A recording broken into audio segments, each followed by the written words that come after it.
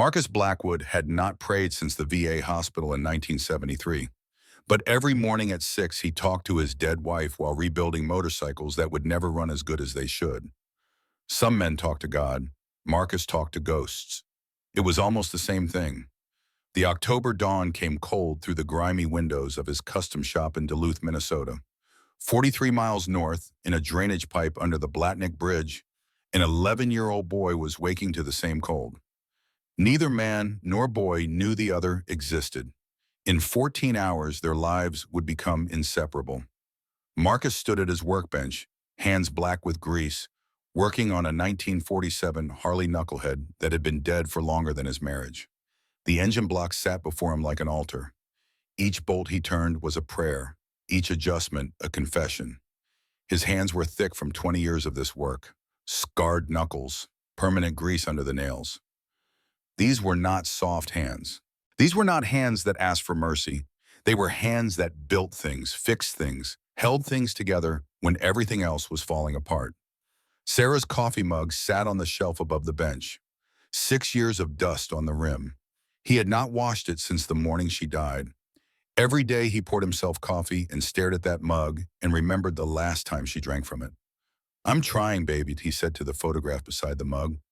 Sarah smiled back at him, frozen at 32, forever young, forever gone. "God knows I'm trying." The trying was all he had left. $23,247 in cash sat hidden in Sarah's old toolbox. 3 years of saving, every overtime shift, every extra bar, every sacrifice that made his bones ache and his hands shake at the end of long days. He needed $60,000 for Sophie's heart surgery. At this rate, he would have it in 4 more years. Sophie had 2 years, maybe 3. The math did not work. It never worked. But Marcus kept trying anyway because trying was better than the alternative. The alternative was giving up. And men like Marcus Blackwood did not know how to give up. They only knew how to break. He had broken once before. The memory came unbidden, the way bad memories always do. The hospital room 6 years ago. The doctor with eyes that had seen too much death. The choice no man should have to buy two. We can save one, not both. 5 words that destroyed his world. Marcus had chosen. He chose the baby. He chose Sophie. And Sarah had smiled at him with blood on her lips and said the last words he would ever hear from her. "Promise me you'll give her everything." "I promise, my hon. Promise me she'll know she's loved." "I promise." Sarah's hand went cold in his 4 seconds later. His heart stopped beating for those same 4 seconds. It only started again because a newborn baby screamed in the room down the hall. That scream was the only thing that kept him alive. For 6 years, he had kept those promises. He gave Sophie everything he had. He made sure she knew she was loved. He braided her hair every morning, even though the first 47 attempts looked like bird nests. He read to her every night. He worked himself to exhaustion to save money for the surgery that would keep her alive. But trying was not the same as succeeding. Marcus wiped his hands on a rag and walked to the window. The sky outside had turned the color of a bruise, purple and black and swollen with something ugly. The air tasted wrong. Metallic. The way it tasted before thunderstorms in Vietnam, before the mortars started falling, before good men died in mud.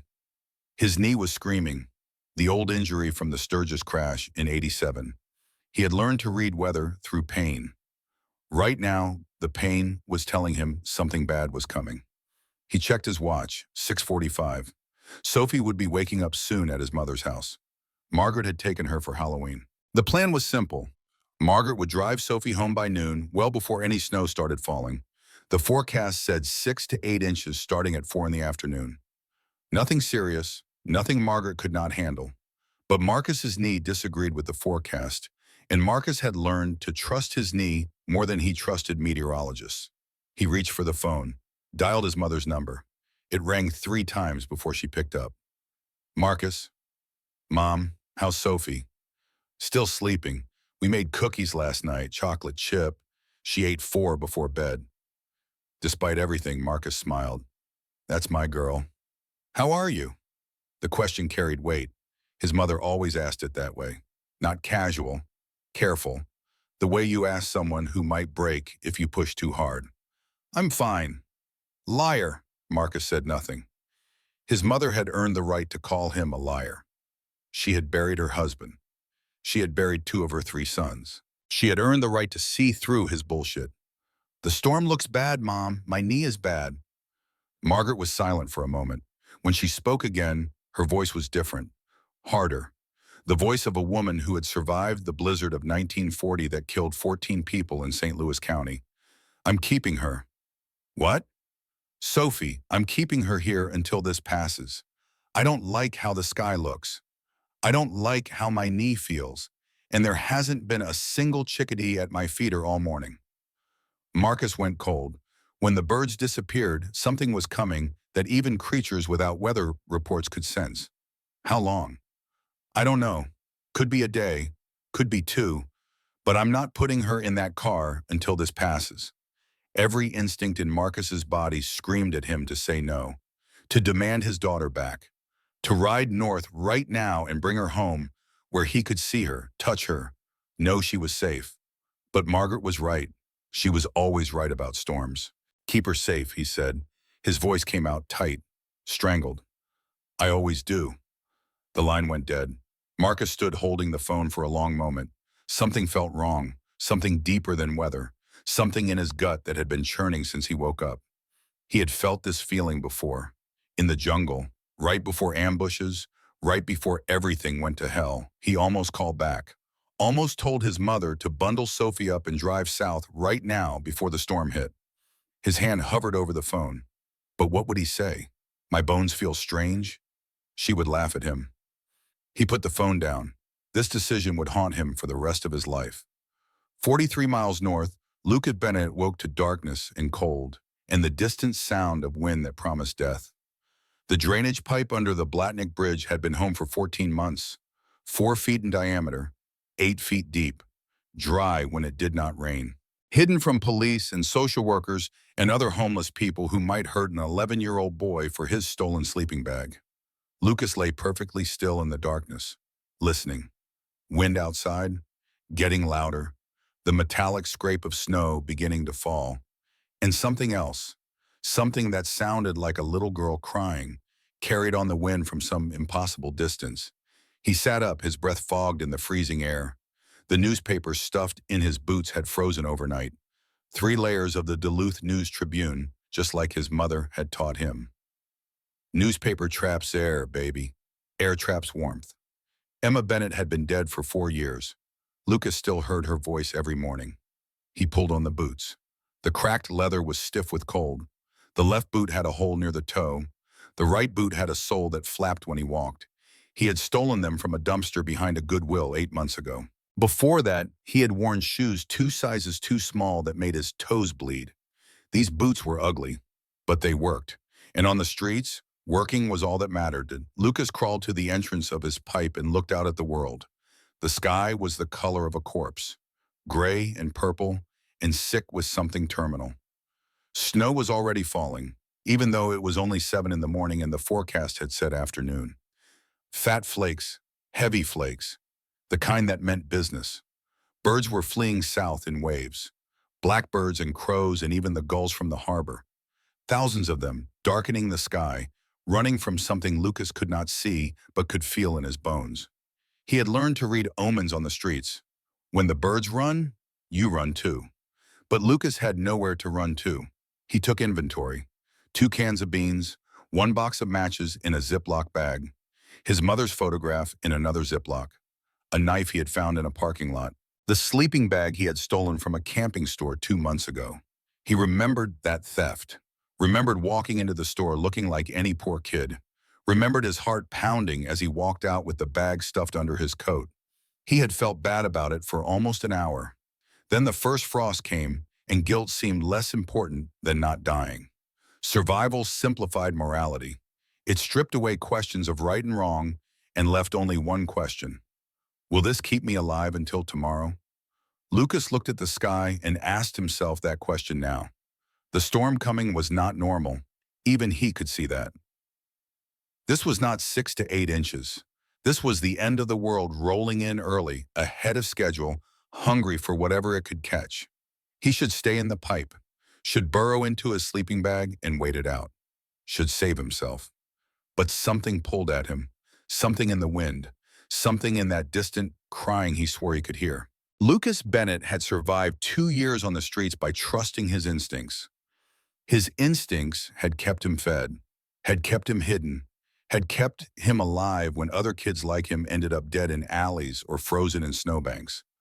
Right now, his instincts were telling him two contradictory things. Stay here and live. Go out there and find what's calling. He thought about his mother, about her last words. Everything will be okay, baby, I promise. She had been wrong. Everything was not okay. Everything was cold and hard and cruel. Everything was living in a drainage pipe and stealing food and being invisible to a world that did not care if he lived or died. But maybe somewhere out in that storm, someone needed him. Maybe someone needed him the way he had needed someone 4 years ago when his mother died and no one came. Lucas pulled his sleeping bag tighter around his shoulders, made his decision, started stuffing his few possessions into a plastic garbage bag. If he was going out there, he was going prepared. He did not know that 9 miles away, a 6-year-old girl was about to need him more than anyone had ever needed anyone. He did not know that keeping her alive would require him to break his body in ways that would never fully heal. He did not know that this decision would change thousands of lives. He only knew one thing. Something out there was calling, and for the first time in 2 years, Lucas Bennett was going to answer. Margaret Blackwood had survived 67 Minnesota winters. She knew cold, she knew snow, she knew death. And standing at her kitchen window at 9 in the morning on October 31st, 1991, watching the first flakes fall 6 hours early, she knew this storm was going to kill people. "Grandma, look! Snow!" Sophie pressed her face against the window. Her breath fogged the glass. Outside, the world was already turning white. The flakes were not gentle, they were not playful, they fell with purpose, with weight, with the certainty of avalanches. Margaret's right knee was screaming, not the usual ache, a shriek, a howl, pain she had felt only twice before in her life, both times before storms that killed people. She moved to Sophie and pulled her gently away from the window. "Come away, sweetheart." "But the snow is so pretty. Can we play in it?" "Not today, baby." Sophie's face fell. She was 6 years old, and with her mother's impossible green eyes and her father's stubborn chin, she was too smart for her age. Already knew she was sick. Already knew the medications she took every morning were keeping her heart beating in a rhythm it did not want to keep. Why not? Because Grandma says so. It was the answer Margaret's own mother had given her 60 years ago. The answer that meant stop asking questions and trust me because I have lived longer and seen more and know things you do not know yet. Sophie accepted it the way children accept gravity, without understanding, but with faith. Margaret went to the phone and called Marcus again, told him she was keeping Sophie, heard the fear in her son's voice when he agreed, hung up before he could change his mind. For 3 hours, everything was fine. Margaret baked cookies with Sophie, chocolate chip and peanut butter. They played cards by the fireplace. They talked about the special tree behind the house where Sarah used to play, where Marcus had proposed 23 years ago, where Sophie's mother had dreamed about the children she would never live to raise. Then at 4:17, the power went out. The lights died. The heater stopped. The silence that followed was broken only by wind that screamed like something wounded and angry and hunting. Margaret had lived through the blizzard of 1940. She knew what that wind meant. She moved quickly, built the fire in the wood stove higher, wrapped Sophie in quilts, pulled every blanket and coat from the closets. But the temperature kept dropping. By 5, it was 15 below zero outside. By 6, Margaret could see her breath in the kitchen, despite the wood stove burning at full blast. By 7, she knew they were in trouble. By 11:43, Sophie started to shake, not shiver, shake, her whole body convulsing under 3 quilts, her teeth chattering so hard Margaret could hear them from across the room. Margaret lunged from her chair and pressed her hand to Sophie's forehead. Ice cold. "Sophie, Sophie, baby, wake up." "I'm here, Grandma." "I know you are. I'm right here." "My chest hurts." Margaret's blood turned to ice water. The heart. The cold was stressing Sophie's damaged valve, pushing it past its breaking point. The medications could only do so much. They could not fight this kind of cold. Sophie needed warmth. She needed a hospital. She needed help. Margaret had none of these things. Phone lines dead. Road buried under 4 feet of snow. Nearest neighbor 3 miles away. Truck dead since 1987. She did the only thing she could. She pulled Sophie to the floor in front of the wood stove and wrapped her own body around her granddaughter's small frame. Kin to skin, body heat, the most primitive medicine in the world. Stay with me, baby. Stay with Grandma. I'm so cold. I know, but you're going to be okay. Grandma's got you. But even as she said it, Margaret felt the pauses in Sophie's heartbeat growing longer, felt the shaking that would not stop, felt death walking closer with every second. She had buried her husband. She had buried 2 sons. She could not bury a granddaughter. Please, Margaret whispered into the howling darkness. Someone help us. Anyone, please. 23 miles north, Lucas Bennett was pulling on his newspaper-stuffed boots. He had heard something in the wind. Something that sounded like a little girl crying. At midnight, Margaret made a decision that should have killed them both. She was going to drive. The plan was insane. She knew it was insane. The storm had been raging for 8 hours. The snow was waist deep. The visibility was 0. The temperature was 40 below, with wind chill. But Sophie's lips were turning blue. Her breathing was shallow. Her heart was failing. Staying meant watching her granddaughter die in her arms. Driving meant maybe, possibly, if God was merciful, reaching help before it was too late. Maybe beat, certainly. Margaret bundled Sophie in every blanket in the house, wrapped her like a mummy, carried her to the garage. The walk was 50 feet. It felt like 50 miles. The car was a 1984 Buick LeSabre, older than Sophie, less reliable than Hope, but it was all Margaret had. She put Sophie in the back seat, whispered prayers she had not spoken since her husband died, got behind the wheel. The key turned. The engine coughed. Died. Again. Cough. Die. Please, please, please. Third time the engine caught, rumbled to life. Thank you.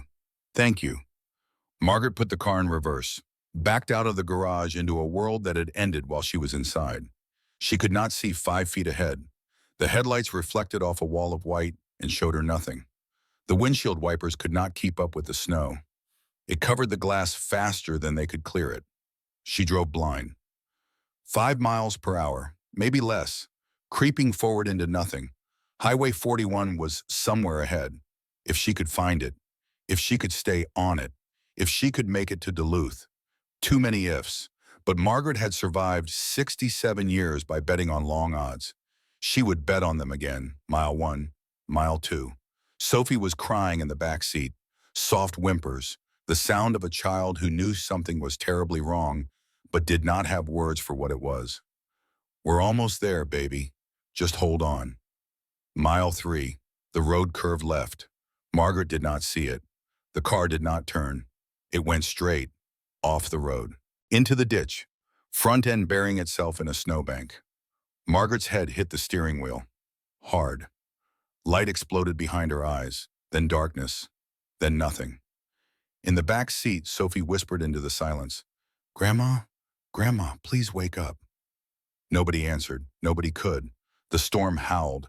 The car settled deeper into the ditch. Steam rose from the hood and was torn apart by wind. And 23 miles north, Lucas Bennett was walking blind through the white void. Walking with no destination. Walking because something was calling him. Walking toward a car he did not know existed. Toward a girl he had never met. Toward a promise that would cost him everything. Lucas had been walking for 2 hours when he saw the shape. Dark against the endless pale. A mass. A form. Something that was not snow. He approached carefully. The wind screamed. The cold bit through every layer he wore. His feet had gone numb 30 minutes ago. He walked by faith now, trusting his legs to keep working even though he could not feel them. The shape resolved into a car. Buried front end first in a ditch. Thin gray smoke rising from under the hood. Lucas's first thought was shelter. Get out of the wind. His second thought was danger. Cars and ditches could mean drunks.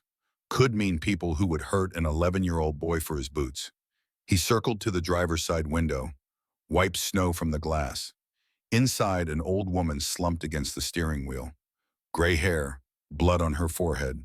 Her chest rose and fell, barely, but moving, alive. Then he heard it, a voice from the back seat, small, terrified, breaking. Hello? Is someone there? Please help. Please. Lucas's heart stopped. There was a child in that car. He moved to the rear window, looked inside. A girl, maybe 6 years old, huddled under blankets, face pale as death, lips turning blue, whole body shaking with tremors that meant hypothermia was setting in. She was running out of time.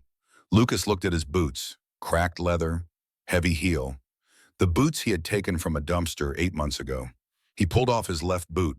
The cold sliced into his foot like a blade made of fire and ice and knives. He gripped the boot by the toe, raised it over his head, slammed the heel into the window. The glass cracked. Again, again, again. On the fourth strike, the window shattered inward.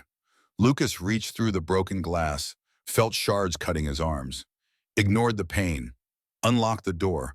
Cold air rushed into the car. The girl cried out, "It's okay, I'm going to help you." He pulled open the door and looked at her, really looked at her. She had green eyes, impossible green, the color of life in a world that had gone gray and white and dead. "What's your name?" Sophie. Sophie Blackwood." "Hi, Sophie. I'm Lucas. Can you move?" "My chest hurts." The words hit him like a fist. Chest pain in a child this age in this cold. Bad. Very bad.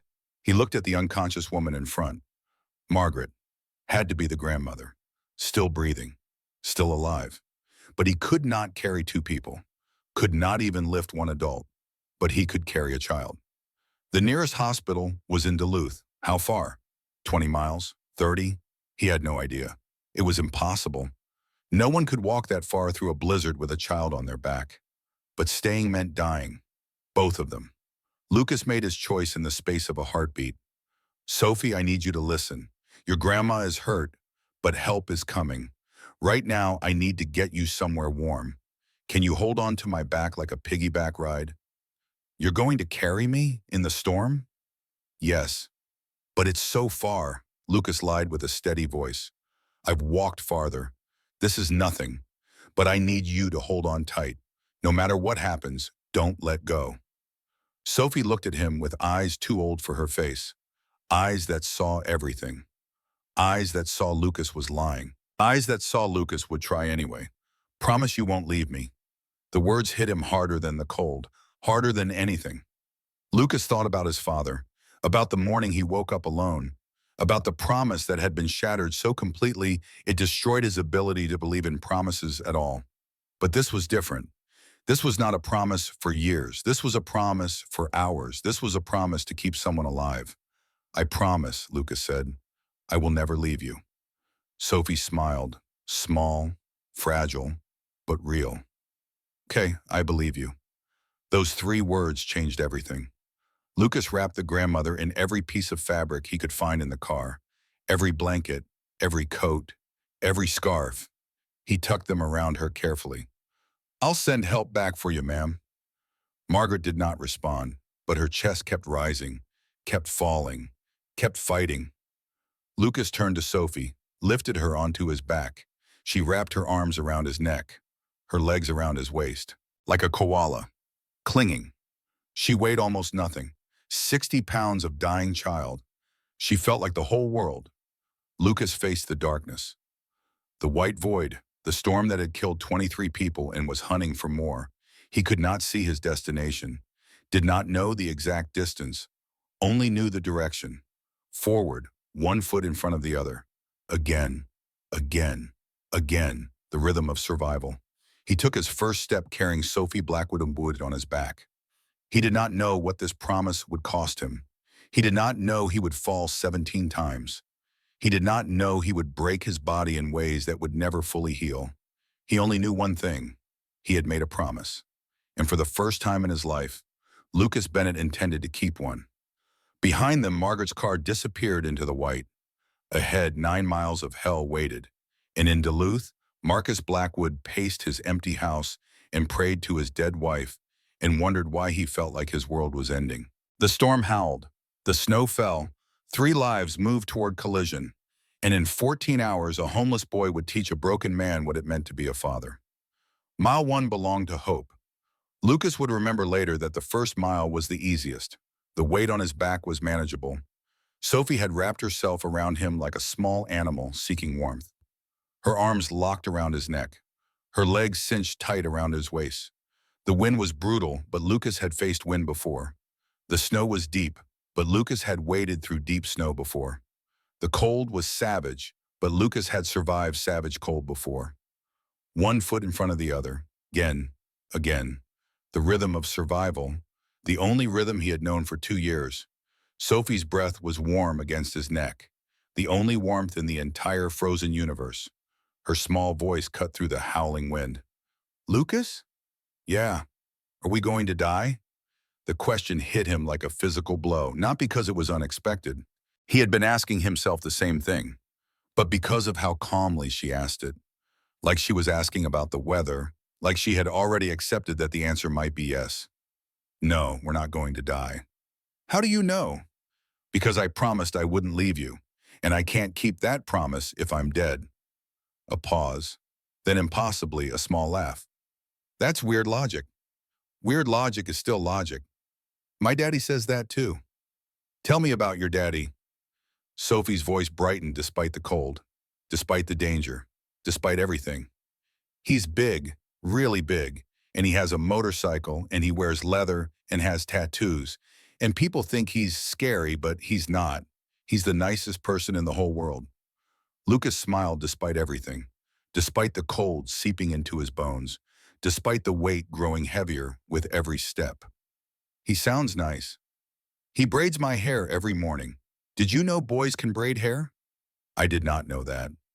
Neither did he. He learned from YouTube. Grandma says his first braids look like bird nests. Lucas laughed, actually laughed. This dying girl on his back was making him laugh in the middle of a blizzard. "Do you have a daddy, Lucas?" The question was innocent. The pain it caused was not. "I used to." "Where did he go?" "I don't know." "He didn't tell you?" "No." Sophie was quiet for a moment. Then she said something that made Lucas's throat close. "That's mean." "Yeah, it was. My daddy would never do that. He promised he'd always be there. He promised on Mommy's grave." Lucas said nothing. What could he say? That promises get broken? That fathers leave? That the world was cruel and cold and did not care about the promises made to children? He just kept walking. Mile 2 stole his feet. Lucas had been expecting it. The newspaper in his boots had soaked through in the first 20 minutes. The cold crept in gradually, starting at his toes, working up to his ankles, finally settling into a solid block of nothing from the knees down. He could not feel his steps anymore, could only watch his legs punch through the snow and trust they would keep working. This was dangerous. Frostbite could set in within minutes at these temperatures, but stopping meant dying. So Lucas kept walking. "Lucas?" "Yeah, boss. I'm really cold." The words sent ice through his veins, not the ice of the storm, the ice of fear. He reached back to adjust her position. Her skin was cold, too cold. "I know, Sophie, but we have to keep moving. Moving keeps us warm." "Okay." But her arms around his neck were looser now. Her grip on his waist was slipping. And somewhere in the back of his mind, Lucas remembered something he had heard at the shelter 2 winters ago.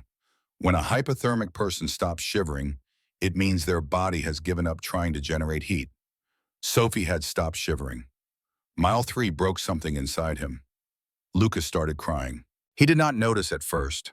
The tears froze on his cheeks almost instantly, turning to ice that cut like glass. But the sobs shook his chest, stole his breath, made each step harder than the last. He was crying for Sophie, who might not survive this. He was crying for himself, who probably would not survive this.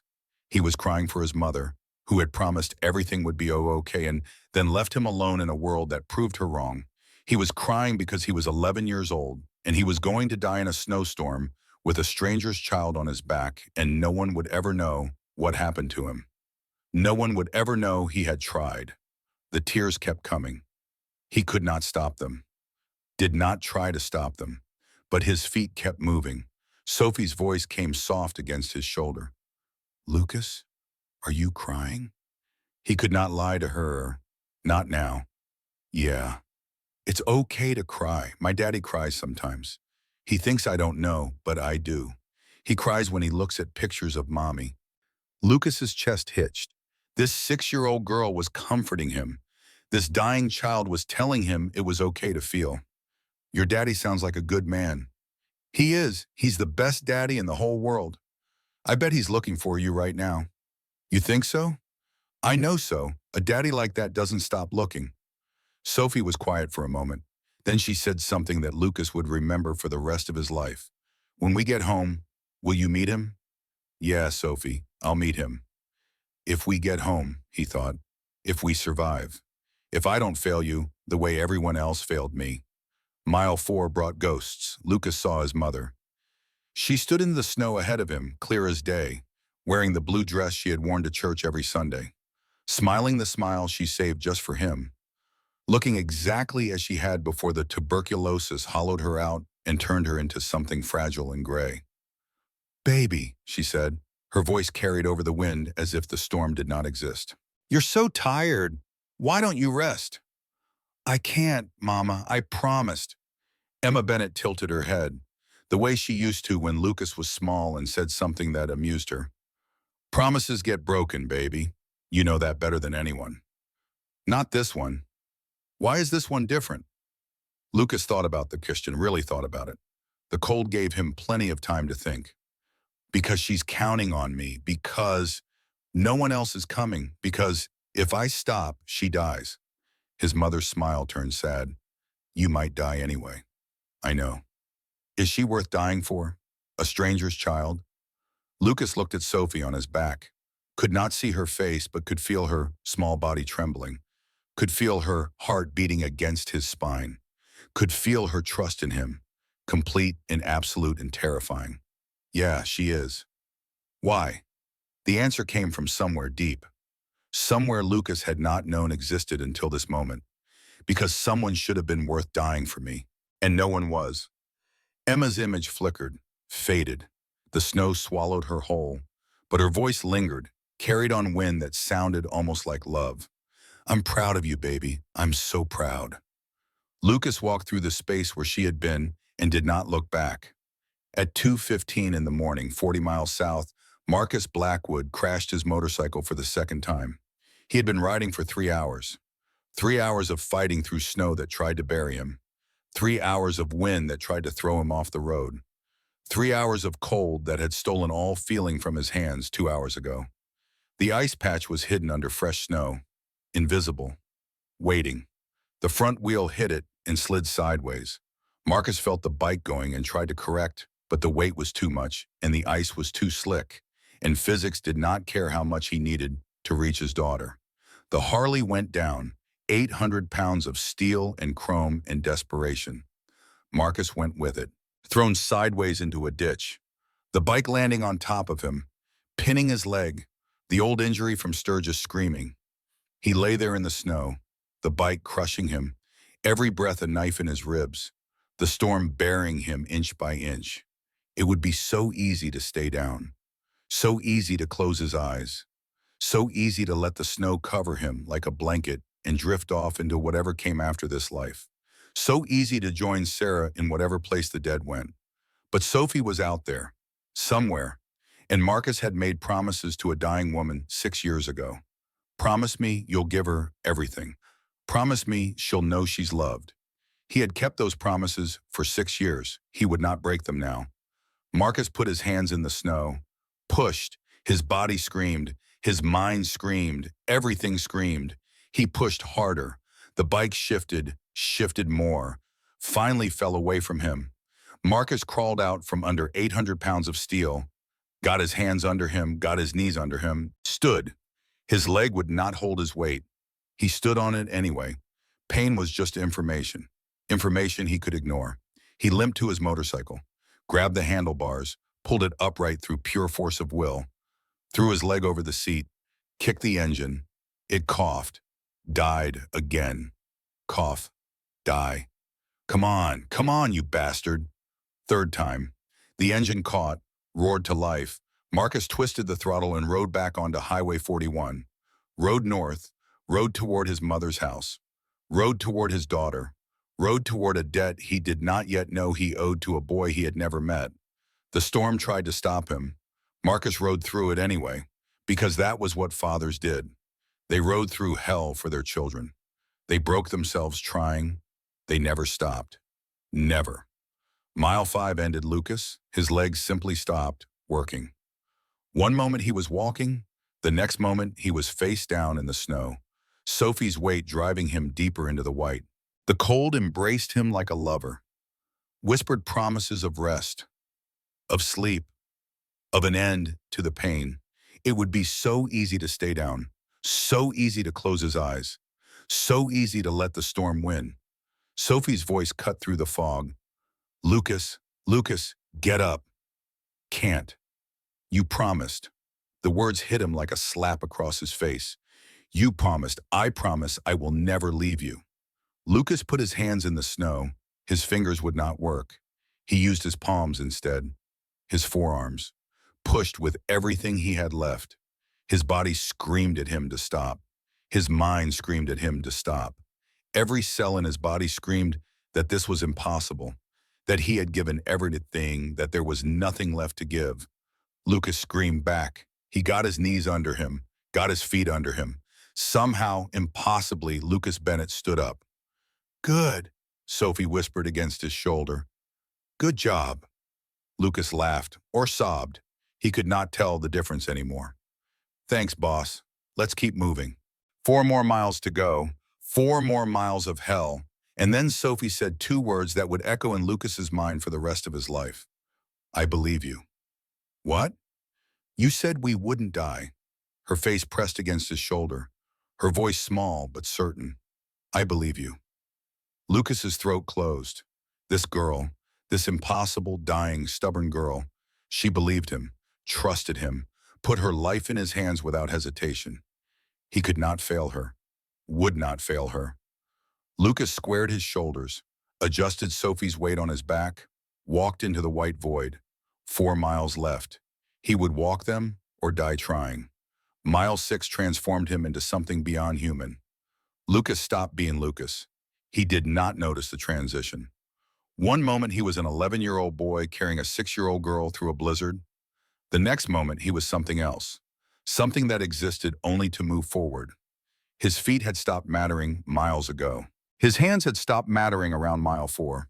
His face had stopped mattering when the frost built up on his eyelashes so thick he could barely see. All that mattered was forward. Forward was the only direction, the only thought, the only reality. The wind screamed. Lucas ignored it. The snow clawed. Lucas ignored it.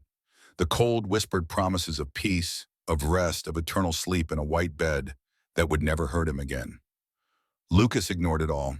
He had become a machine, a walking machine, a surviving machine. And machines did not feel.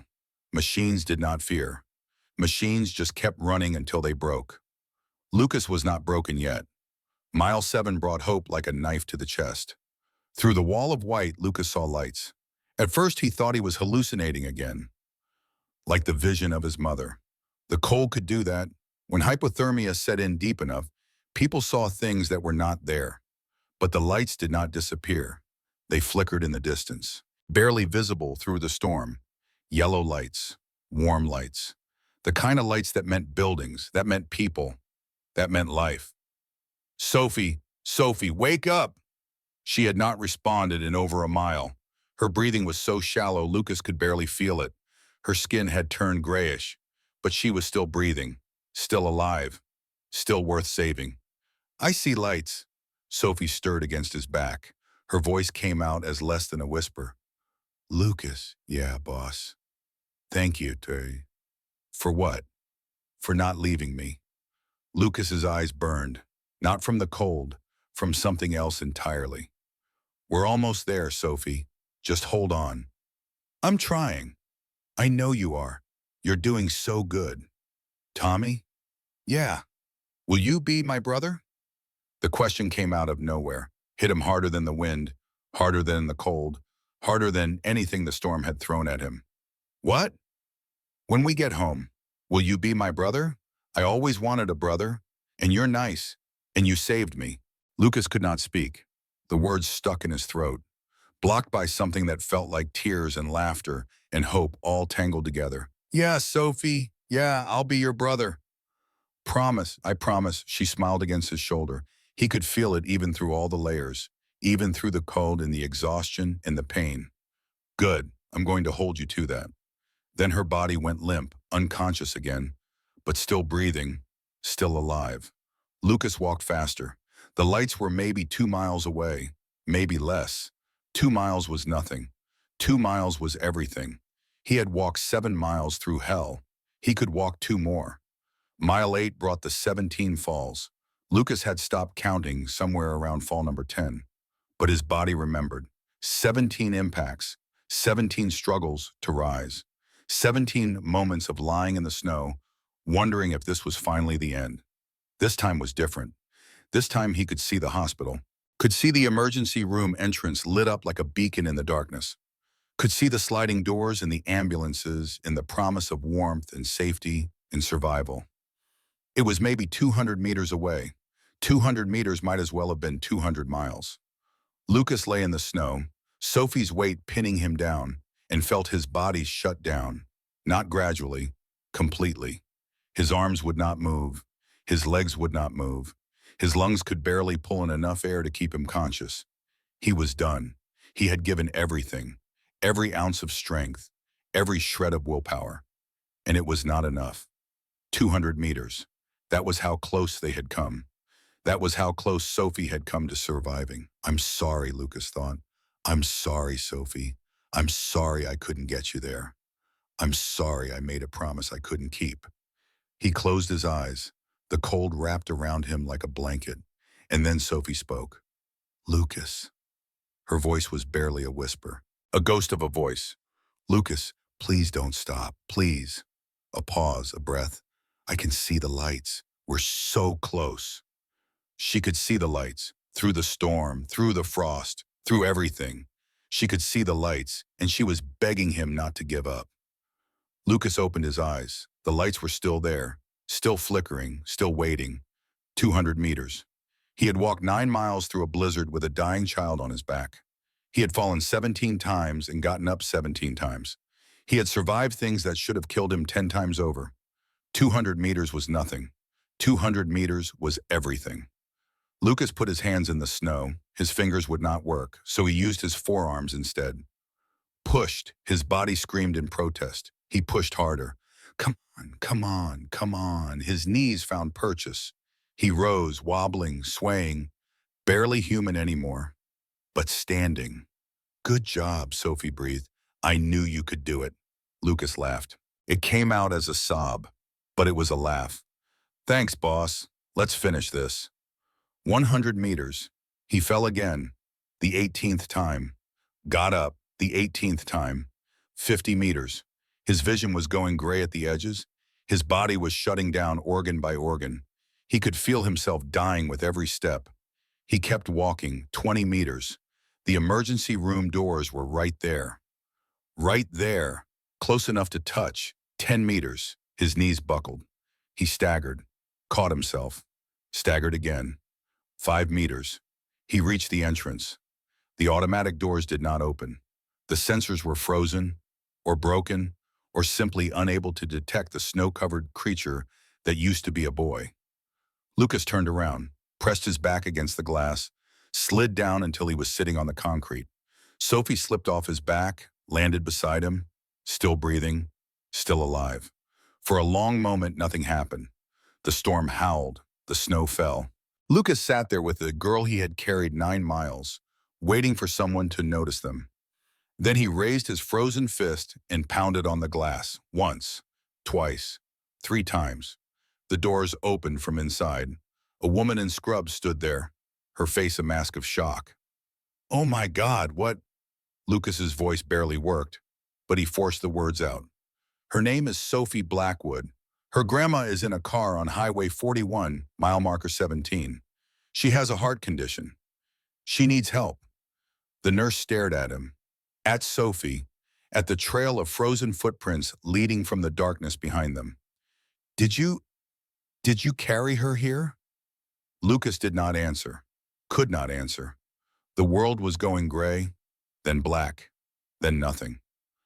The last thing he heard before consciousness fled was Sophie's voice, weak but alive. He promised he wouldn't leave me. Lucas collapsed on the emergency room floor, and the real fight began. The nurses found the damage when they cut off his boots. His feet were white, not pale, white, the color of tissue that had been frozen solid, the color of death creeping in from the extremities. Get the warming blankets, all of them. They worked on him for 2 hours, warming his core temperature, gradually because warming too fast could cause cardiac arrest, treating the frostbite on his feet, his hands, his face, pumping him full of fluids to replace what the cold had stolen. His temperature when he arrived was 28 degrees Celsius. Normal was 37. He had been 9 degrees from death. Dr. Rivera would say later that Lucas should have died around mile 5. His body simply had not gotten the message. In the room next door, Sophie fought her own battle. The cold had stressed her damaged heart to the breaking point. The arrhythmia had become a full cardiac event. Only the immediate intervention of the trauma team kept her alive. She was stable now. Critical, but stable. Breathing on her own. Her heart limping along on a cocktail of medications. And somewhere on Highway 41, a rescue team found Margaret Blackwood. Unconscious, but alive. Wrapped in every blanket and coat and scrap of fabric that a homeless boy had been able to find in her car. She would survive. They would all survive. Because of one 11-year-old boy who refused to break his promise. At 8:15 in the morning, Marcus Blackwood burst through the hospital doors. He was covered in snow, half frozen, looked like a dead man walking. The nurses tried to stop him, tried to tell him he needed medical attention. He pushed past them all. "Where's my daughter? Sophie Blackwood, where is she?" They pointed. He ran. She was in a bed too big for her small body, surrounded by machines and tubes and monitors that beeped with every heartbeat. Her eyes were closed, her face was pale, but she was breathing. She was alive. Marcus fell to his knees beside her bed and wept. For the first time in 17 years, Marcus Blackwood cried. Real tears, broken sobs, shoulders shaking. Thank you, thank you, thank you. To Gay, to the universe, to whoever was listening. Daddy, the small voice made him look up. Sophie's eyes were open, tired, weak, but open, and the first words out of her mouth were not about herself. Daddy, you have to find the boy. I know, sweetheart, I know.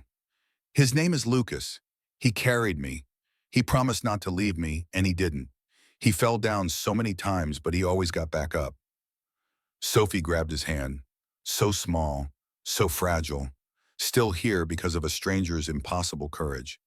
Daddy, you have to find him. He's out there. He's alone. He thinks nobody wants him. Marcus took his daughter's hand, squeezed it gently. I'll find him, Sophie. I swear to you, I'll find him. Promise, I promise, Sophie smiled, the same smile she had given Lucas in the snow, the smile that said she believed. Good. I told him he could be my brother. I hope that's okay. Marcus's heart cracked open. It's okay, baby. It's more than okay. She drifted back to sleep. Marcus stood, wiped his eyes, walked out of the room. He had a promise to keep. And Marcus Blackwood always kept his promises. Lucas woke to warmth. This was wrong. Warmth meant danger. Warmth meant he had been found, been caught, been taken somewhere he did not want to be. His eyes snapped open, his body tensed, ready to run, but his legs would not work. They were wrapped in bandages, elevated on pillows, connected to machines that beeped softly in the quiet room. He was trapped. Easy, son, easy. You're safe. Lucas's head whipped toward the voice. A man sat in the chair beside his bed.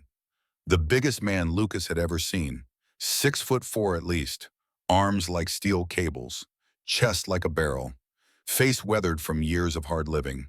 He wore black leather. Everything was black leather.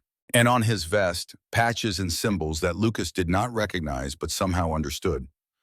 This was a dangerous man. Who are you? Lucas's voice came out as a croak. What do you want? The man leaned forward. His eyes were red, tired, but not angry. Something else. Something Lucas did not have a name for. My name is Marcus Blackwood. Most people call me Frost. Lucas's blood went cold. You're Sophie's father. Yes. The world tilted. Lucas had saved this man's daughter, had carried her 9 miles through hell, and now the father was here, looking at him with eyes that had seen too much, eyes that looked like they could see straight through to all the broken parts Lucas tried to hide. Is she okay? She's alive. Marcus's voice cracked on the word. Because of you. Lucas sagged back against the pillows. Relief flooded through him so powerful it made him dizzy. She was alive. Sophie was alive. The promise had been kept. Good. That's good. I'm glad. Marcus stared at him. For a long moment, neither spoke. Then slowly, a tear rolled down the man's weathered cheek. You carried her 9 miles through a blizzard that killed 23 people. Lucas said nothing. You gave her everything you had, every ounce of strength, every shred of will. And when you got to the hospital, you collapsed trying to crawl away. Like you thought no one would want you. The tear became 2, 3. Marcus did not wipe them away. Which one? His voice broke. Why would you do that? Risk your life for a stranger? Give everything for a girl you didn't know? Lucas thought about the question, thought about the long walk through the white, thought about Emma's ghost and Sophie's voice and the promise he had made because a 6-year-old girl asked him not to leave her. Because she asked me not to leave her. That's it. That's the only reason. He met Marcus's eyes, held them, spoke the truth he had discovered somewhere around mile 5. Because someone should have done it for me, and no one did. Marcus's face crumpled. More tears fell. He did not try to hide them, did not apologize for them, just let them come. I didn't want her to know what that feels like, Lucas continued, his voice barely above a whisper. To be alone, to be forgotten, to be invisible. Marcus reached out and took Lucas's hand. The grip was gentle, impossibly gentle for such a large man. I know now, I know what you did, and I'm going to spend the rest of my life making sure you never feel invisible again. Lucas pulled his hand back, the old fear rising, the fear that had kept him alive on the streets, the fear that said trust no one because everyone leaves eventually. You don't have to do that. I didn't do it for a reward. I did it because it was right. I know. Marcus's smile was sad and fierce at the same time.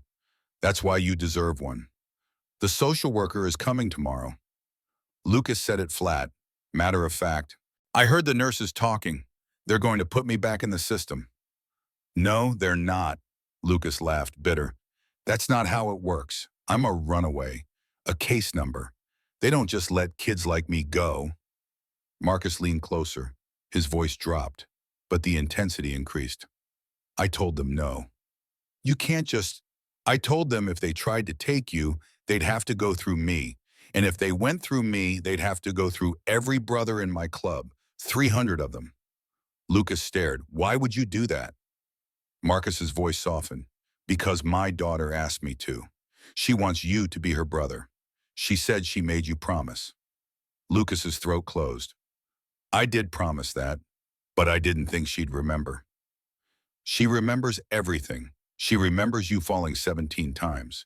She remembers you getting up 17 times. She remembers you telling her that slipping means you get up, falling means you don't. Lucas turned away, stared at the ceiling, tried to process what was happening.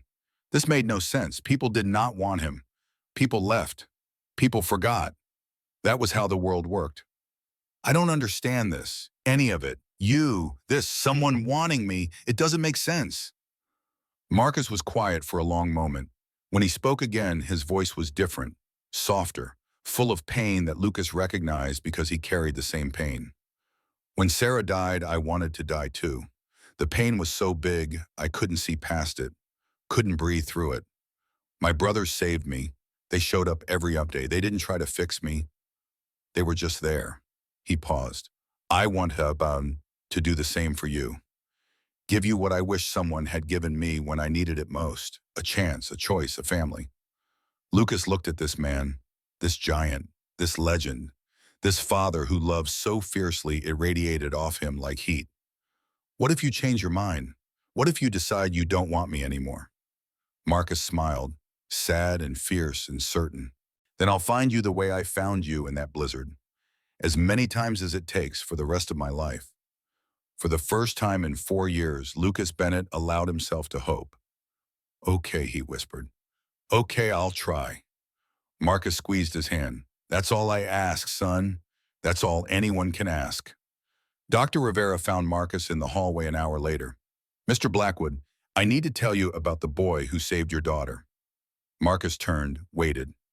His name is Lucas Bennett. He's 11 years old. When he arrived, his core temperature was 28 degrees Celsius. Severe frostbite on both feet, his hands, parts of his face, dehydration, exhaustion, malnutrition that suggests he hasn't had a proper meal in months. The doctor paused. But he will live. His feet were badly damaged.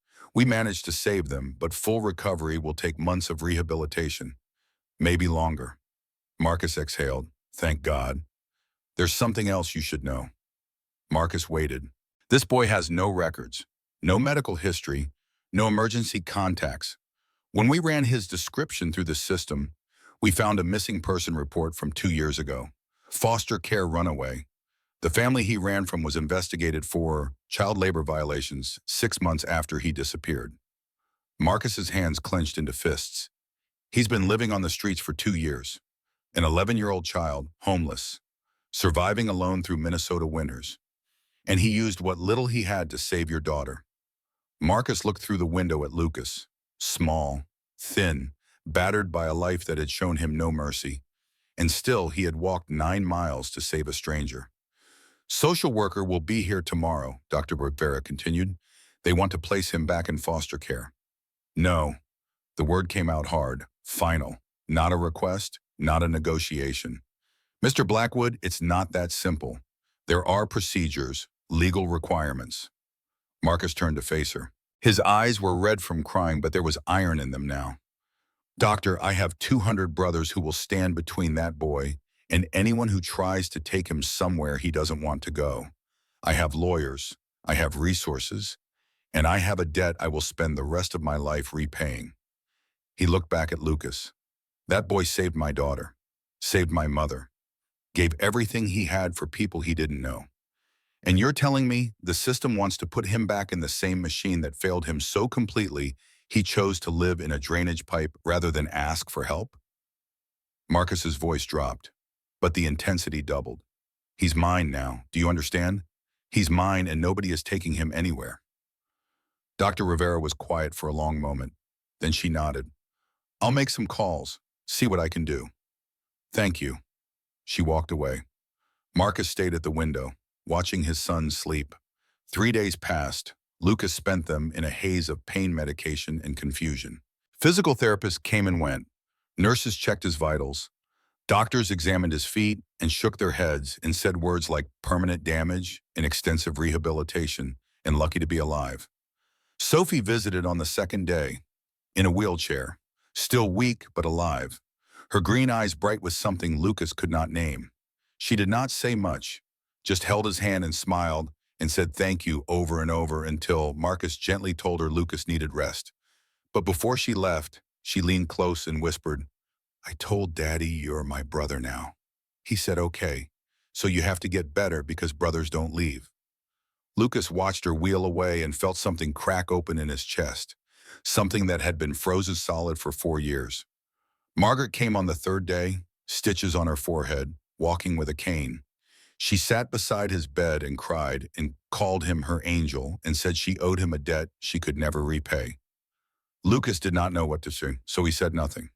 Just let her hold his hand and cry, and eventually leave when the emotions became too much.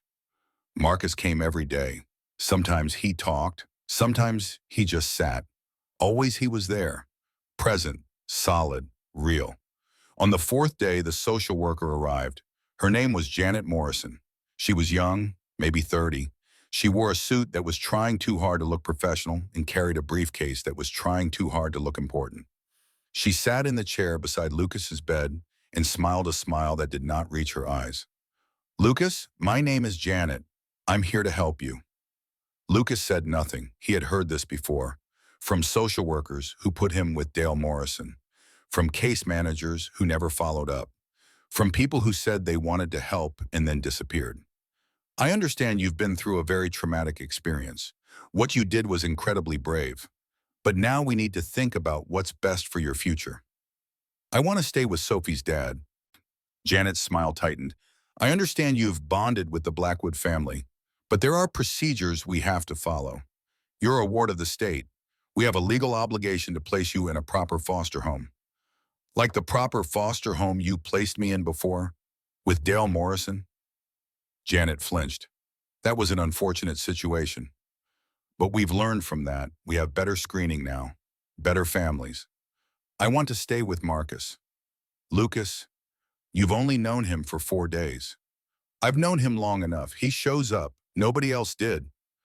The door opened. Marcus walked in. Behind him, Bear and Carol and a dozen other members of the Hells Angels. They filled the room, filled the doorway. Their presence was not threatening, but it was absolute. Janet stood. "This is highly irregular." Marcus's voice was calm. "This is family. Every person in this room will testify to Lucas's character. Every person will advocate for him. Every person will fight to keep him safe. Mr. Blackwood, you can't just intimidate. I'm not intimidating anyone. I'm showing you that Lucas has what he's never had before. People who will show up for him. People who will fight for him. People who won't abandon him." Janet looked around the room, at the leather-clad giants, at the woman with fierce eyes, at the community that had formed around one 11-year-old boy in 4 days. She looked back at Lucas. "Lucas, is this what you want?" Lucas met her eyes. "Yes." "You understand that Mr. Blackwood has to pass a home study, background checks, that this process could take months?" "I understand. And if something goes wrong, if he can't pass the requirements, you'll have to accept placement elsewhere?" Lucas looked at Marcus. Marcus looked back, and in that look was a promise stronger than words. "He'll pass," Lucas said. Janet sighed, closed her briefcase, stood. "I'll start the paperwork. But Mr. Blackwood, understand this.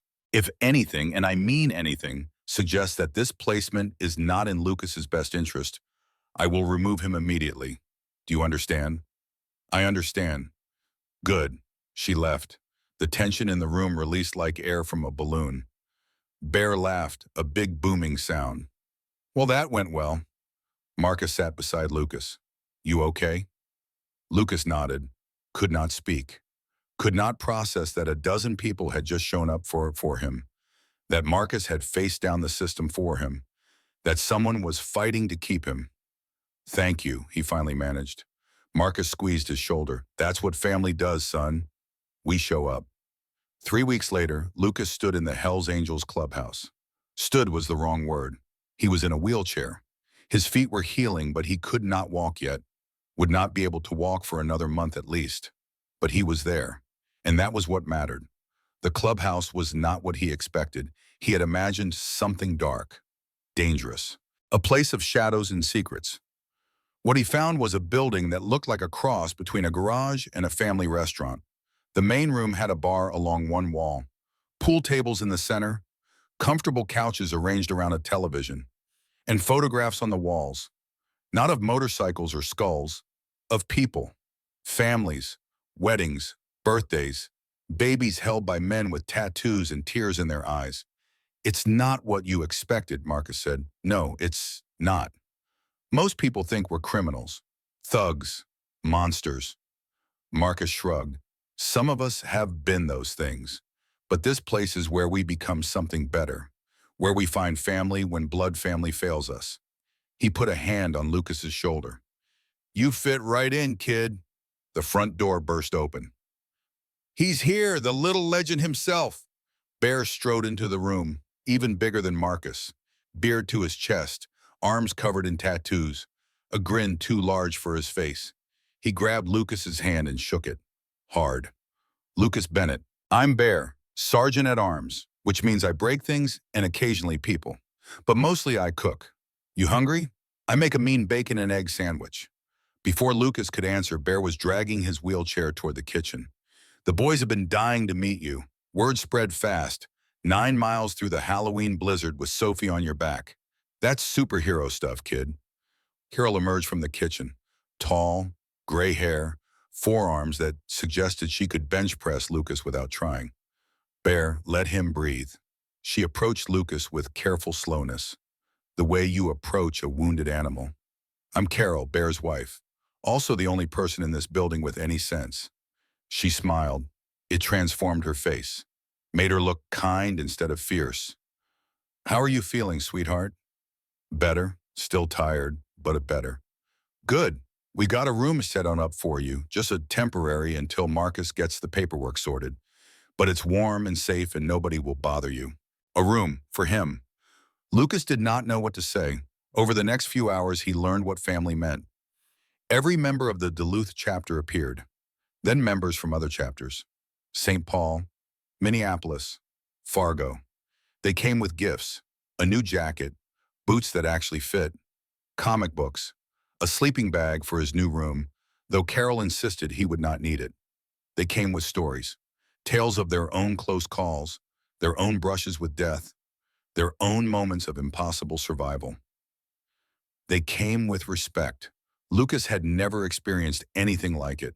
On the streets, he was invisible. Here he was seen, acknowledged, valued. By evening, Lucas was exhausted, but it was a good exhaustion. The exhaustion that came from being surrounded by people instead of alone. Marcus guided him to a small room at the end of a hallway, clean bed, desk with a lamp, window looking out over rows of motorcycles. This is mine? Lucas asked. For now. Until we get you settled at my place proper. Lucas looked around the room, this tiny space that was more than he had owned in years. Wait by him.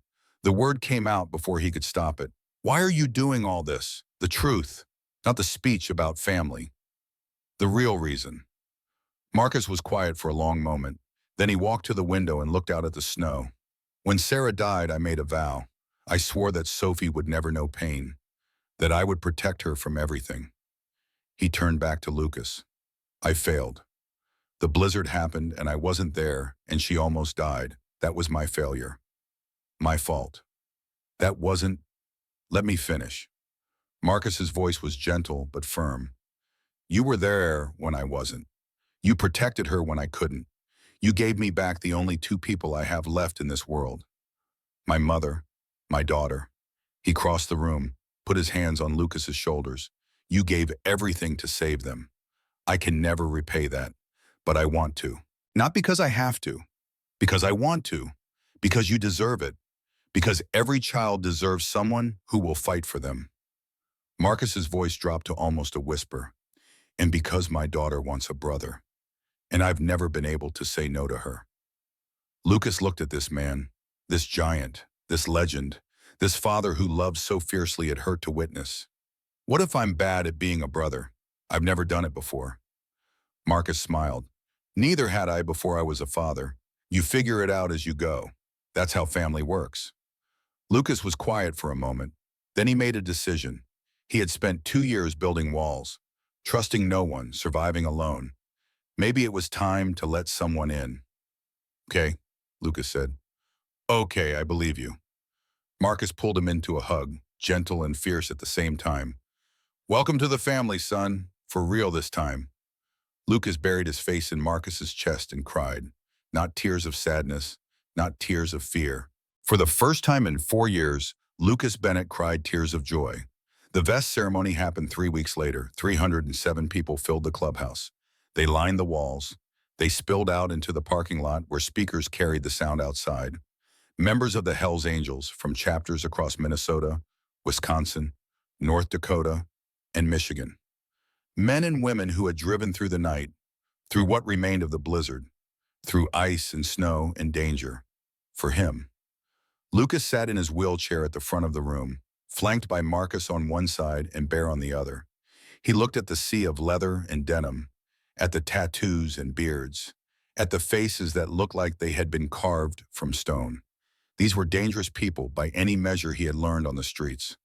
But when he entered the room, every single one of them stood up. The sound was like thunder. 300 people rising in unison. The scrape of chairs, the creak of leather. A wave of noise that washed over Lucas and left him frozen in place. "They're standing for you," Marcus murmured. "Accept it." Lucas did not know how to accept it, did not know what to do with his hands or his eyes. He had spent 2 years learning to be invisible. Now 300 people were looking directly at him. It was the most terrifying moment of his life, and somehow the most wonderful. Marcus took his place at a podium. The room fell silent. "Brothers and sisters," his voice carried without amplification, deep, certain. "We gather today to honor something rare, something most of us have spent our lives searching for without knowing its name." He turned to look at Lucas. "We gather to honor true courage." Marcus told the story, not rushed, not dramatic, just the facts. The car in the ditch, the broken window, the 9 miles, the 17 falls, the promise to a 6-year-old girl. Lucas Bennett was 11 years old, homeless. He had nothing, no family, no shelter, no resources. He had every reason to walk past that car, to save himself, to let someone else handle it. Marcus's voice cracked. He paused, composed himself. He didn't. Instead, he broke the window with his own boot. He wrapped my mother in every piece of fabric he could find.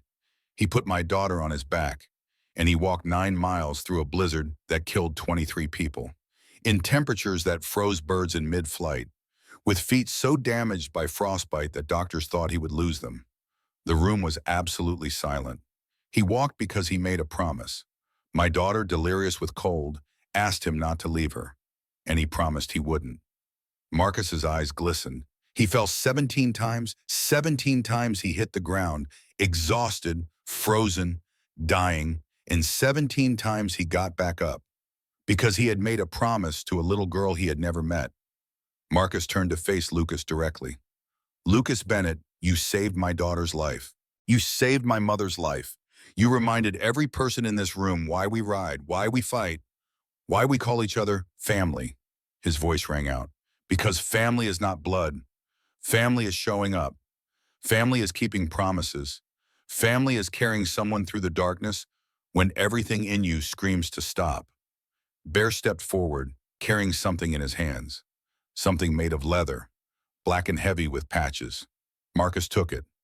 "This is a prospect vest, modified. The patches are different. You're not old enough to be a full member. But this vest marks you as one of us. As family, as someone under the protection of every brother and sister in this room, in this state, in this country." He held out the vest. "You don't have to accept it. This is a choice. It will always be a choice. But if you want a family, if you want people who will show up for you, who will fight for you, who will never abandon you, this is what we're offering." Lucas stared at the vest, thought about his mother, about her promise that everything would be okay, thought about his father, about the promise broken so completely it shattered his ability to believe in promises at all, thought about Sophie, about the promise that almost killed him. Some promises were meant to be broken. Some promises were meant to change everything. Lucas stood up from his wheelchair. It was the first time he had stood in 3 weeks. His feet screamed, his legs shook. But he stood. The room erupted. 300 voices raised in a roar that shook the windows. 300 pairs of hands clapping, stomping, pounding on anything within reach. Lucas walked to Bear. Each step agony, each step worth it. He took the vest. The roar doubled. Lucas slipped the vest over his shoulders. It was heavy, warm. It smelled like leather and oil and hope. It felt like belonging. Marcus wrapped an arm around him, pulled him into a hug that was gentle and fierce at the same time. "Welcome to the family, son. For real this time." Lucas buried his face in Marcus's chest and let the tears come. Good tears. Happy tears. The kind of tears that meant you were home. 5 years passed like water through fingers. Lucas stood at the podium in Duluth East High School's auditorium. 16 years old now, 6 inches taller, shoulders broad, the feral watchfulness gone from his eyes, replaced by quiet confidence. He smiled easily now, laughed often, still cried at sad movies though he denied it. He was still healing, would probably always be healing. But he was alive. He was loved. And today he was about to tell his story. The auditorium was packed. Parents, teachers, city officials, and in the back, 47 men and women in leather vests, drawing nervous glances from the more conventional attendees. Lucas smiled at them, his family. 5 years ago, he began, his voice steady, I was living in a drainage pipe under the Blatnik Bridge. The auditorium went silent. I was 11 years old. My mother had died 4 years before. My father abandoned me 3 years before. I spent 14 months in a foster home where I was treated as slave labor before running away. He paused. I had no family, no friends, no hope. I was invisible. Another pause, letting the words sink in. Then a blizzard came, and I found a car in a ditch. Inside was a girl named Sophie. She was 6 years old and dying. She asked me to promise not to leave her. Lucas looked at the leather-clad section in the back. Marcus sat with Bear on one side and Carol on the other. In the front row, Sophie bounced with barely contained excitement. 11 years old now. Healthy after successful heart surgery 2 years prior. I kept that promise. It nearly killed me, but I kept it. He gestured to the back. Those people who are making some of you nervous are my family. Not by blood, by choice. They showed up for me when I had nothing. They taught me that family is not about DNA. It's about showing up. It's about keeping promises. It's about carrying each other through the darkness. Lucas took a deep breath. Today I'm announcing something we've been working on for 2 years. It's called the 9 Mile Foundation. A logo appeared on the screen behind him. A road stretching into snow. A small figure walking. A larger figure waiting in the distance. The 9 Mile Foundation is dedicated to finding and helping homeless children across Minnesota. Not just feeding them, not just sheltering them temporarily, finding them families, real families, people who will show up for them the way my family showed up for me. Photographs appeared on the screen. Children with new families, children in graduation caps, children smiling with expressions of disbelief and joy. In the past 6 months, we've placed 11 children with families, 11 kids who were living on the streets, invisible, forgotten, just like I was. 11 kids who now have homes and schools and futures. Lucas outlined the foundation's plans, expansion to other states, partnerships with social services, a network of motorcycle clubs across the country who had pledged to participate. When he finished, the auditorium erupted. The leather-clad section stood first. Then the rest of the audience rose, section by section, until the entire room was on its feet. Lucas accepted the ovation, allowed himself a moment of pride. He had come so far, from a drainage pipe to a stage, from invisible to seen, from alone to surrounded by family, and he was just getting started. After the presentation, as the crowd dispersed, a woman approached one of the volunteers. She was thin, worn, eyes haunted by things Lucas recognized. Beside her stood a boy, maybe 9 years old, dirty, ragged, eyes holding that same feral watchfulness Lucas remembered from his own reflection. Lucas noticed them immediately. He crossed the room and crouched in front of the boy, bringing himself to eye level. "Hey, I'm Lucas. What's your name?" The boy said nothing, just stared, waiting for the line, waiting for the hurt.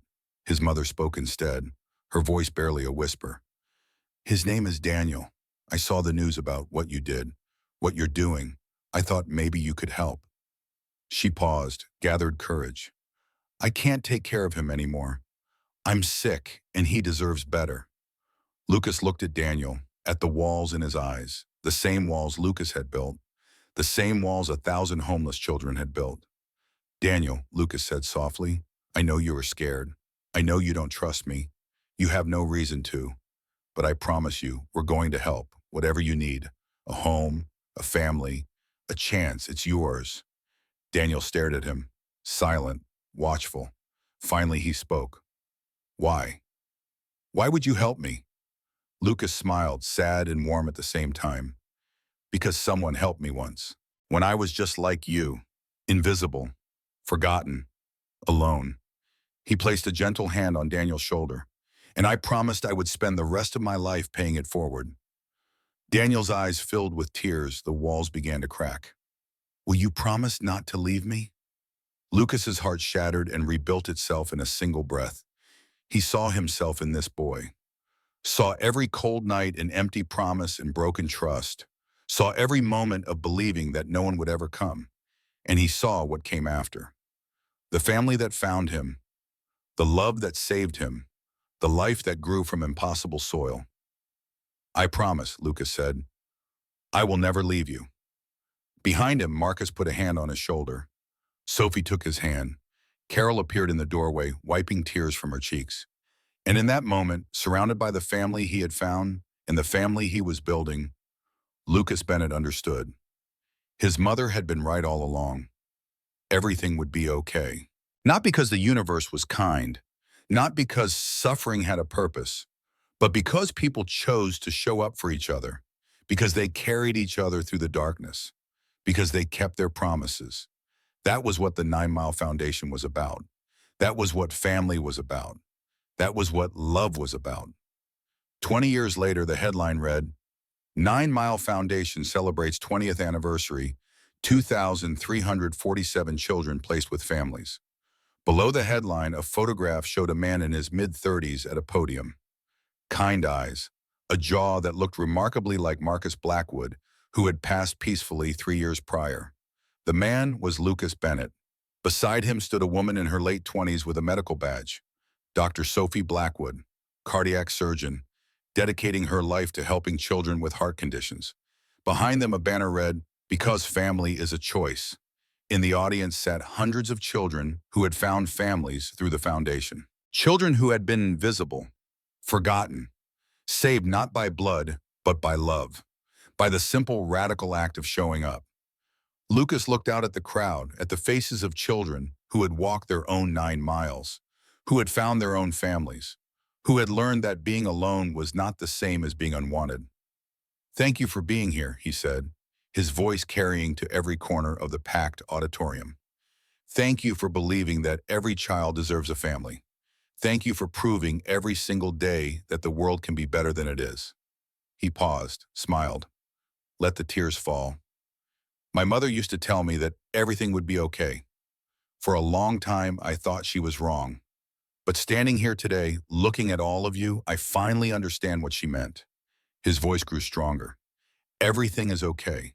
Not because the universe is kind, not because suffering has a purpose, but because we choose to show up for each other, because we carry each other through the darkness, because we keep our promises. He raised his hand, a fist pressed to his heart, then extended outward, the foundation's symbol. Here's to the next 20 years. Here's to the next 2,000 children. Here's to everyone who has ever felt invisible and learned that they matter. Here's to never walking alone. The auditorium erupted. 2,000 voices raised as one.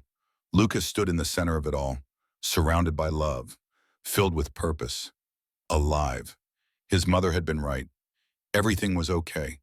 The final image on the screen showed Lucas walking through snow. Behind him, hundreds of footprints, the people he had saved, the family he had built, the legacy he had created. He was not alone anymore. He would never be alone again. And somewhere in the wind, if you listened closely, you could almost hear 3 voices. Emma Bennett whispering, "I knew you would make it, baby." Marcus Blackwood saying, "You made good on that promise, son." And a young Sophie laughing, "I told you he could be my brother." Lucas smiled, looked at Daniel, now 29 and running the Foundation's Chicago chapter. Looked at the thousands of children who had found their way home. Some journeys are measured in miles. Some are measured in lives changed. Lucas Bennett's journey was measured in both. And it started with a simple promise. I will never leave you. He never did. The story of Lucas Bennett and Marcus Blackwood. A homeless boy and a broken father. 9 miles through hell. A promise kept. And 2,347 children who learned that family is not blood. Family is showing up. Family is keeping promises. Family is carrying each other through the darkness, every single time.